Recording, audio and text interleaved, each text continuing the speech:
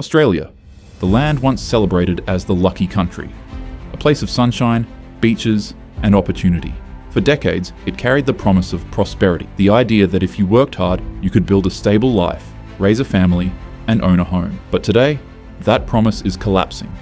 Living in Australia has become, for many, an impossible task. The cost of living has spiraled out of control. Housing has become unaffordable. Rent consumes entire paychecks. The job market treats workers as disposable. And the dream of stability has been replaced with the reality of survival. This is not just a story of economics, it's a story of dignity. A story of families forced to make impossible choices. So I'm 35 years old and I'm sleeping on a mattress on the floor at my friend's place because I can't afford a rental. Loser! You're 35 years old, why can't you afford rent? Because after COVID, rental values soared and property prices doubled. Okay, you're being a bit dramatic. Well, in 2019, you could get a rental for like $300 a week, even less in some cases. Now you're looking at about $600 a week for a one-bedroom apartment. Story of individuals questioning whether the system was ever built to protect them. Step into any supermarket and the crisis is visible. Essentials like bread, milk, and vegetables have climbed to prices that make weekly shopping trips feel like luxury outings. How do you find out if you're rich in Australia? Well, have a big family and feed them lamb. This costs $107. $107. Everybody wants lamb, everybody. So you get lamb. If this is on sale, you get 4 lamb cutlets in each. I'm not joking. $107. This doesn't include the sides for dinner. That's just to feed your family. A little bit of lamb chops. What an absolute... Families who once filled their trolleys now carefully count every item, calculating what they can afford and what they must leave behind. Parents are forced to choose between healthier options and cheaper processed food, not because they want to, but because the budget demands it. A mother skips meals so her children can eat. A pensioner buys half the groceries they used to, stretching every dollar until it breaks. Electricity bills tell the same story. Power prices have surged, leaving households terrified of turning on heaters in winter or air conditioners in summer. The simple act of keeping a home livable has become a financial burden. Water bills, internet costs, and fuel prices pile on top, creating a relentless cycle of expenses that never seems to ease. Transport is another battlefield. Petrol prices fluctuate wildly, often spiking at the worst possible times. For those who rely on cars to commute, every trip feels like a drain on the wallet. Public transport, once seen as the affordable alternative, is no longer cheap. Ticket prices rise steadily, and services often fail to meet the needs of growing populations in cities and suburbs. Housing costs amplify the crisis.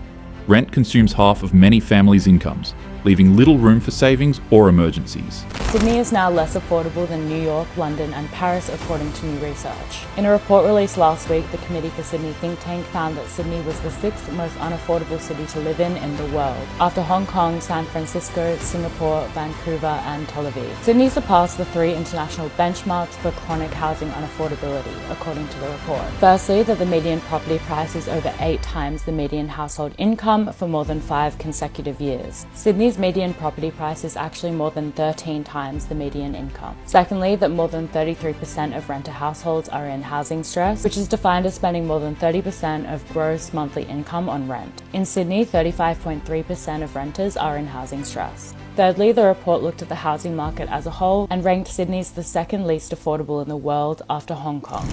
Mortgages are even worse, with interest rates climbing and property values skyrocketing beyond reach. The dream of owning a home has collapsed into a nightmare of debt and insecurity. Young Australians, who once believed they would follow in their parents' footsteps, now face the harsh reality that home ownership is not just delayed, it's denied. Suburbs that once promised affordable homes are now out of reach. Cities have become playgrounds for investors, while ordinary Australians are pushed further to the margins. Even regional towns, once seen as safe havens, are experiencing price surges that leave locals struggling to stay in their own communities. The job market has become a machine that chews people up and spits them out. Resumes vanish into algorithms. Interviews lead nowhere. Contracts are short, insecure, and designed to keep workers desperate. Even skilled professionals are treated as disposable, replaced at the first sign of resistance or exhaustion. Behind every rejection email is a person who poured hours into applications. Behind every short-term contract is a worker who can't plan for the future. Behind every "we've decided to move forward with other candidates" is a reminder that workers are interchangeable, replaceable, expendable. You need $180,000 a year if you want to buy a house in Australia. And that's with that terrible 5% deposit scheme, which gives you 5% help and 95% debt. Instead of our government funding the solution, public housing, housing first, ensuring no one sleeps on the street, they are giving $20 billion to the house hoarders. What we need is to end the tax breaks. That's the capital gains tax discount and negative gearing, both of which are only making the rich richer. Work was supposed to mean dignity. It was supposed to mean stability. It was supposed to mean progress. But now, it means exhaustion. It means insecurity. It means humiliation. Behind every tired worker is a story: a parent missing milestones because they're stuck at work, a student juggling multiple jobs just to afford rent, a professional burning out under endless deadlines, a pensioner forced back into the workforce because retirement isn't affordable. These aren't isolated struggles, they're everywhere, they're daily, they're the quiet crisis no one wants to name, and the human cost is devastating. Relationships strained, communities fractured, mental health collapsing, people living in cycles of exhaustion, unable to escape the grind. This isn't just economics, it's dignity, it's survival, it's humiliation, and yet the government pretends this is fine. They call it market forces. They say it's challenging, they frame it as global pressures. But it's not global when wages stagnate. It's not temporary when careers collapse. It's not resilience when people are living paycheck to paycheck. They'll say Australians are resilient, that they're adaptable, that they're resourceful. But resilience isn't a policy. Adaptability isn't a solution. Resourcefulness isn't a safety net. These are survival mechanisms, and survival shouldn't be the baseline in a wealthy society. The truth is simple. The government knows. They know the wages are too low. They know the job market is broken.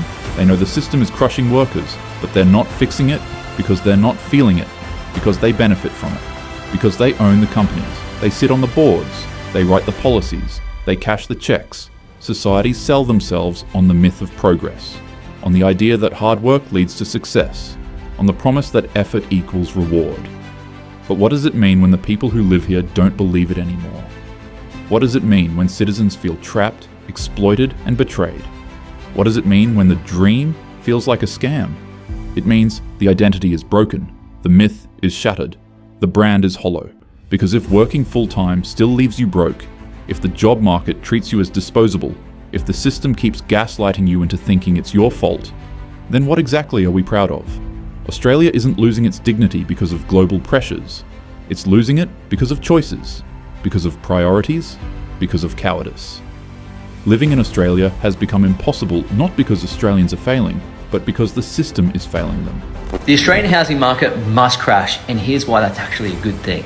Right now, an entire generation of young people are locked out of the market. They can't afford to buy. They're stuck renting, falling further and further behind every single year. When housing takes up 45% of household income, people have nothing left to spend. The economy stagnates, innovation dies. We become a nation of property speculators instead of entrepreneurs. The market must crash to restore affordability, to give the next generation a chance to free up capital for productive investment instead of dead money sitting in overpriced property. So there are two forces that will make this happen. One, immigration cuts, and two, higher interest rates. The bond market's already pricing in an RBA rate hike, and APRA knows this. They're planning to make it happen in a controlled way. As painful as this will be for property owners, it's necessary for Australia's long-term prosperity. The cost of living crisis, the housing nightmare, the broken job market, these aren't isolated problems. They're symptoms of a deeper collapse, and for millions of Australians, survival has become the only option. Australia's housing crisis is not just a story of rising prices, it is a story of collapse. For generations, the great Australian dream was simple: work hard, save diligently, and eventually own a home. But today, that dream has been shattered. Rent consumes entire paychecks, mortgages are impossible to secure, and for millions of Australians, the idea of home ownership has shifted from a goal to a fantasy. Renting in Australia has become a lifelong sentence. Families spend half their income just to keep a roof over their heads. Young professionals sacrifice savings, unable to build a future because rent consumes everything. Pensioners, once secure, now face the humiliation of struggling to afford basic shelter.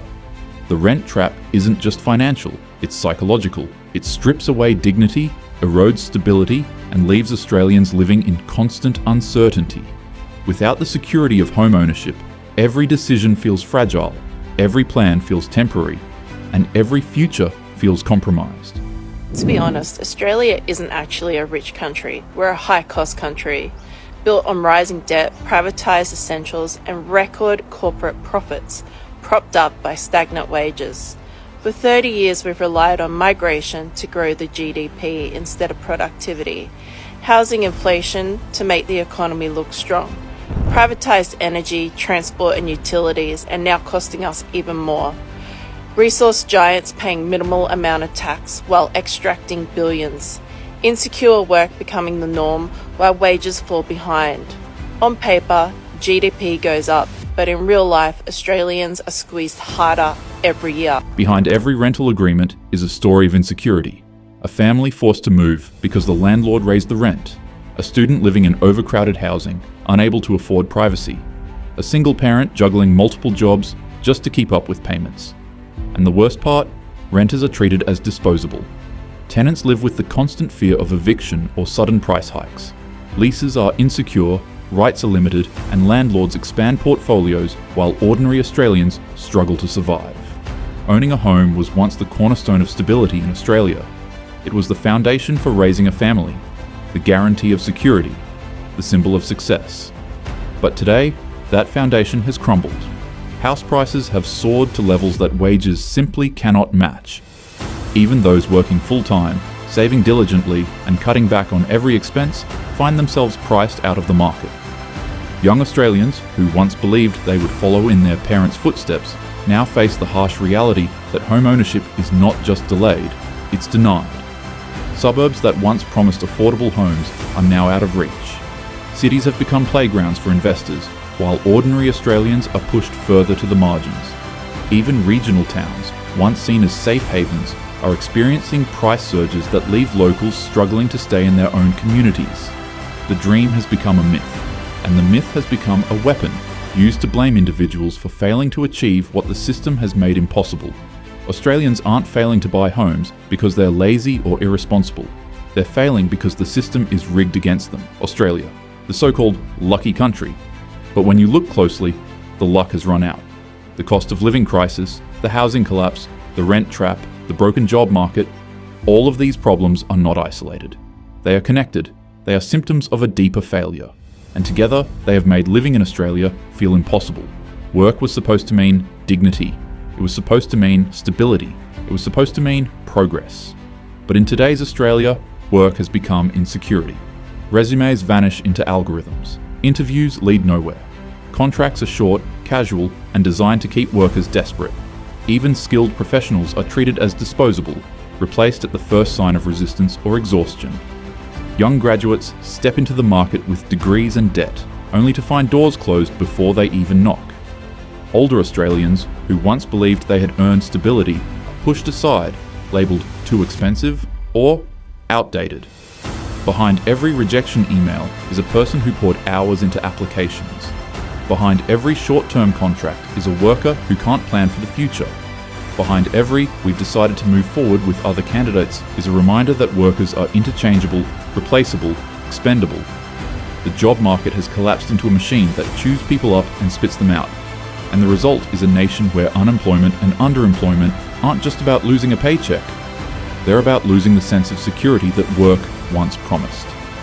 The job market collapse feeds directly into the cost of living crisis. Wages stagnate while prices rise. Essentials like groceries, electricity, fuel, and transport consume more and more of household budgets. Families who once lived comfortably now struggle to survive. Supermarket aisles tell the story: bread, milk, vegetables, all climbing to prices that make weekly shopping trips feel like luxury outings. Parents are forced to choose between healthier options and cheaper processed food. Pensioners stretch every dollar until it breaks. This is how bad the cost of living is in Australia for a woman. $46.20 for a period cup. $11.50 for one deodorant. $16 for a basic face wash. $10 for shampoo, and that's on sale, half price. $11.90 for body wash, and that's on sale. Students juggle multiple jobs just to afford rent and groceries. Electricity bills surge, petrol prices spike, public transport fares rise. Every corner of life is more expensive, and wages simply cannot keep up. The cost of living crisis isn't just about numbers, it's about dignity. It's about the quiet humiliation of standing at a checkout, realizing you can't afford the basics. It's about the stress of opening bills, knowing you don't have enough to cover them. It's about the exhaustion of working full-time and still feeling broke. Housing amplifies the crisis. Rent consumes half of many families' incomes, leaving little room for savings or emergencies. Mortgages are impossible to secure. Property values skyrocket beyond reach. The dream of owning a home has collapsed into a nightmare of debt and insecurity. Young Australians, who once believed they would follow in their parents' footsteps, now face the harsh reality that home ownership is not just delayed, it's denied. Suburbs that once promised affordable homes are now out of reach. Cities have become playgrounds for investors, while ordinary Australians are pushed further to the margins. Even regional towns, once seen as safe havens, are experiencing price surges that leave locals struggling to stay in their own communities. The housing market has transformed into an investor's playground. Properties are bought and sold not as homes, but as assets. Investors dominate the market, driving prices higher and locking ordinary Australians out. Homes sit empty, purchased as investments, while families struggle to find affordable shelter. Behind every auction is a story of defeat. A young couple outbid by investors. A family forced to abandon their dream because prices rose overnight. A community fractured as locals are priced out by outsiders. For those locked out of ownership, renting has become a lifelong sentence. Families spend half their income just to keep a roof over their heads. Young professionals sacrifice savings, unable to build a future because rent consumes everything. Pensioners, once secure, now face the humiliation of struggling to afford basic shelter. The rent trap isn't just financial, it's psychological. It strips away dignity, erodes stability, and leaves Australians living in constant uncertainty. Without the security of home ownership, every decision feels fragile, every plan feels temporary, and every future feels compromised. Tenants live with the constant fear of eviction or sudden price hikes. Leases are insecure, rights are limited, and landlords expand portfolios while ordinary Australians struggle to survive.